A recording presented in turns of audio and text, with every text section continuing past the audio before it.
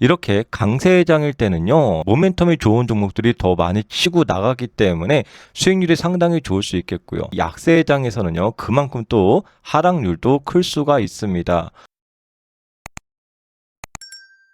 안녕하세요. 배당의 만장입니다. 제가 연금계좌 사용하는 이유 세 가지와 이 처음 연금계좌 ETF 담을 때 이 종목이 너무 많아요. 그래서 많이 혼동이 되는데요. 그래서 처음에 가장 담기 좋은 ETF를 알려드리겠습니다. 네, 그럼 연금저축의 장점 세 가지입니다. 먼저 세액공제입니다. 연금저축의 납입시 연간 600만 원까지 세액공제 대상이 됩니다. 총 급여가 5,500만 원 이하라면 16.5%를 적용받아서 최대 99만 원을 환급받을 수 있고요.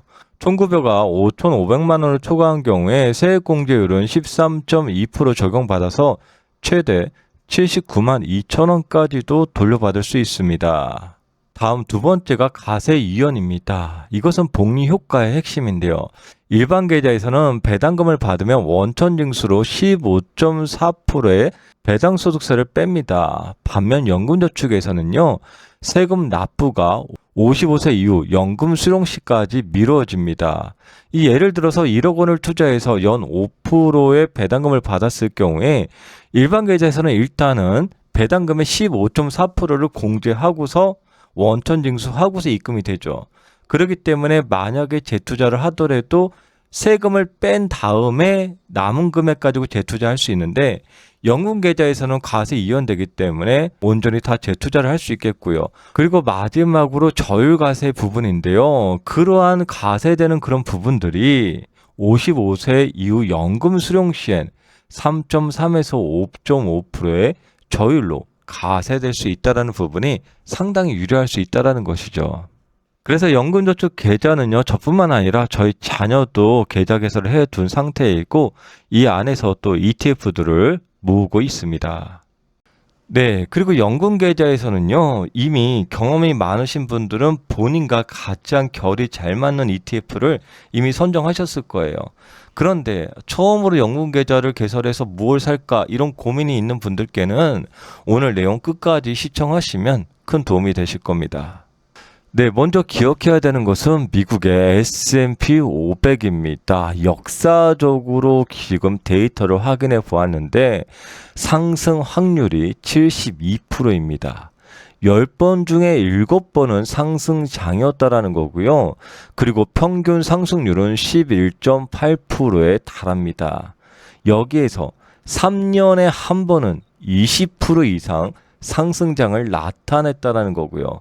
그렇기 때문에 S&P 500에 계속해서 묻어뒀을 경우에는 장기적인 우상향이 나올 가능성이 많다라는 것이고, 물론 이제 하락장도 이렇게 파란색으로 나옵니다. 평균 하락률은요, 약 13에서 14%이고요.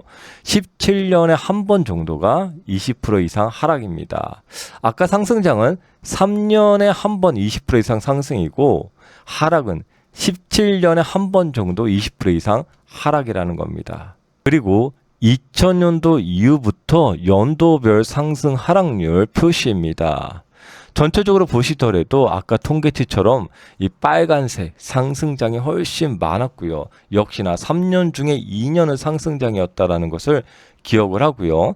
상승 시 상승률도 보시더라도 26%, 28%, 31%, 21%, 물론 1%도 있지만 이런 것들을 평균을 했을 경우에 상승 시 평균 확률이 약 20% 이상이다.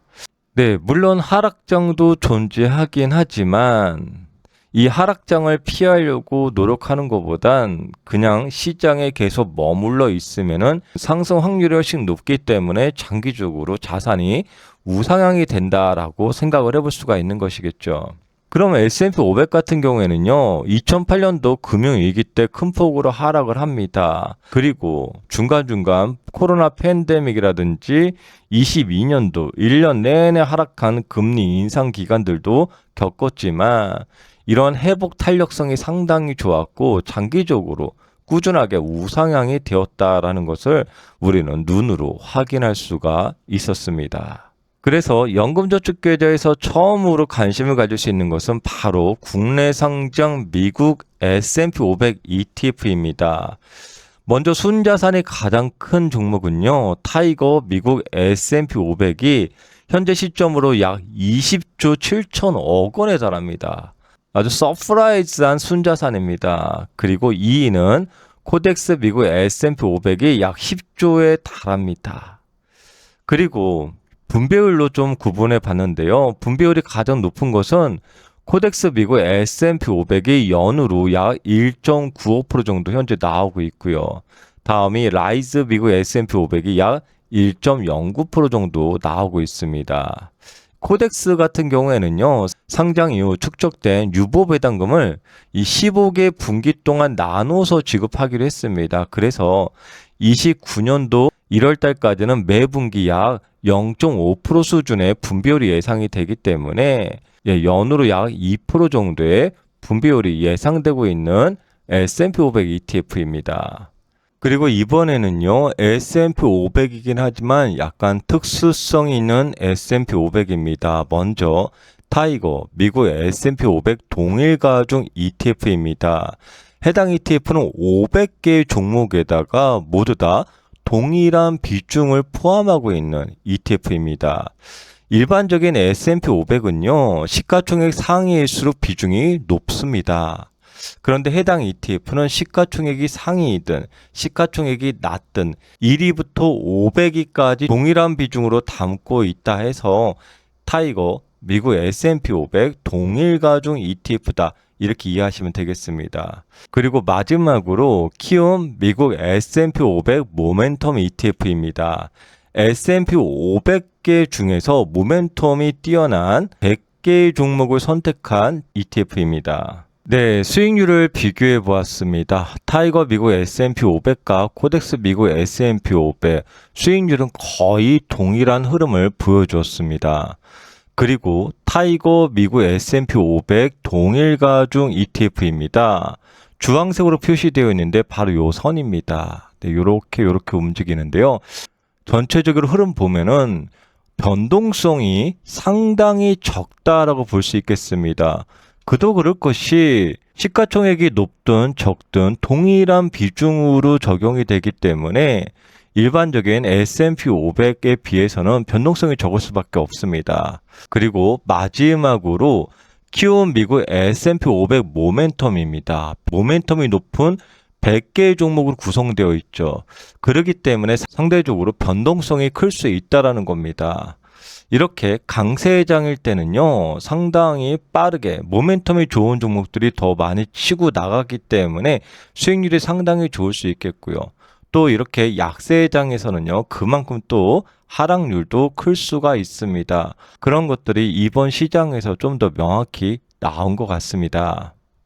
그렇다면은 이 4개 S&P 500 ETF 중에서 어떤 종목을 선택해야 되느냐?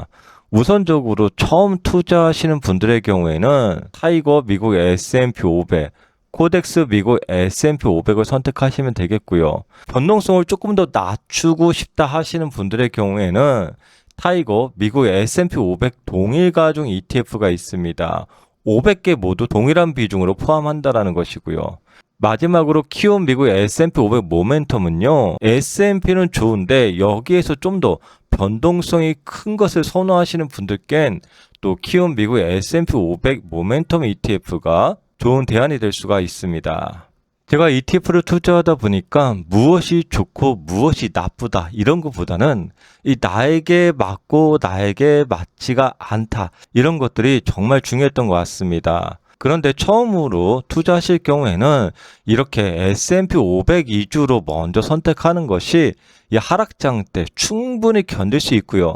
상승장 때도 충분히 수익을 챙길 수 있을 겁니다. 네, 관련된 구성 종목들 같은 경우에는요, 또 별도로 네이버 카페 자료로 업데이트 해보도록 하겠습니다.